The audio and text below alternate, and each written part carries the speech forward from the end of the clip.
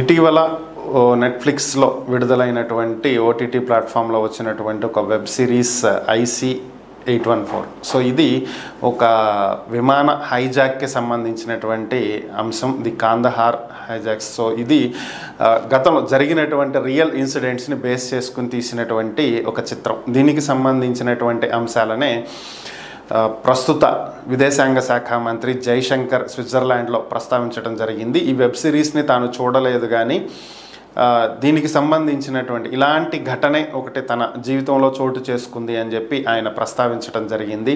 ఆయన ఉద్యోగం చేపట్టినటువంటి తొలినాళ్లలో ఒక సంఘటన జరిగిందని, అది IC-412, అది కూడా ఇండియన్ ఎయిర్లైన్స్కి చెందినటువంటి విమానమే. ఢిల్లీ నుంచి బయలుదేరి చండీగఢ్లో దిగాల్సినటువంటి ఆ విమానాన్ని చండీగఢ్లో ల్యాండ్ అయిన వెంటనే కొంతమంది హైజాకర్లు హైజాక్ చేయడం జరిగిందని, అక్కడి నుంచి ఆ విమానాన్ని 4 ఎయిర్పోర్ట్లలో 36 గంటల పాటు తిప్పి ఫైనల్గా అది కథ అయితే సుఖాంతమైంది, ఎవరికి ఎటువంటి ప్రాణ నష్టం జరగలేదని. అయితే ఈ హైజాక్ విషయం తెలిసిన వెంటనే ఇంటికి ఫోన్ చేసి తాను రావటం కుదరదు అని చెప్పి తల్లికి చెప్పానని, ఆ తర్వాత తనకి తెలిసినటువంటి అంశం ఏంటి అంటే హైజాక్ అయినటువంటి ఫ్లైట్లో తన తండ్రి ఉన్నాడు అని చెప్పి జైశంకర్ తర్వాత తెలుసుకున్నారని.